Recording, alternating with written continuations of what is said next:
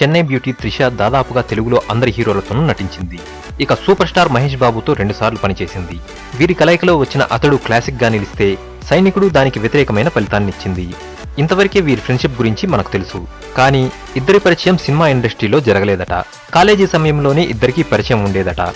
రాజకుమారుడు సినిమా చేసేంత వరకు మహేష్ హైదరాబాద్లో పెద్దగా ఉండేవాడు కాదు.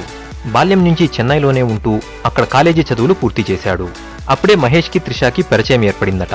త్రిష కొత్త చిత్రం కోడి, అదేనండి తెలుగులో మన ధర్మయోగి, ప్రమోషన్ చేస్తూ తమిళ మీడియాతో ముచ్చటించిన త్రిష మహేష్ టాపిక్ రాగానే, మహేష్ నా ఫేవరెట్, నాకు చాలా ఇష్టం అతనంటే, ఒక ఆర్టిస్టుగా నాకు మహేష్ నుంచి గౌరవం దక్కింది.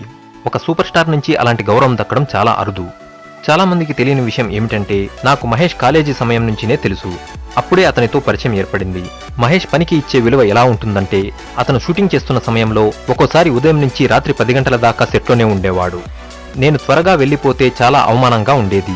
తనలాంటి సూపర్ స్టార్ సెట్లో అంతసేపు గడిపితే నేనెందుకు అభ్యంతరం చెప్పాలి? షూటింగ్ స్పాట్లో తానెప్పుడూ వ్యాన్లోకి వెళ్తుండడం నేను చూడలేదు. తన సన్నివేశం లేకపోయినా ఎప్పుడు సెట్లోనే గడుపుతుంటాడు.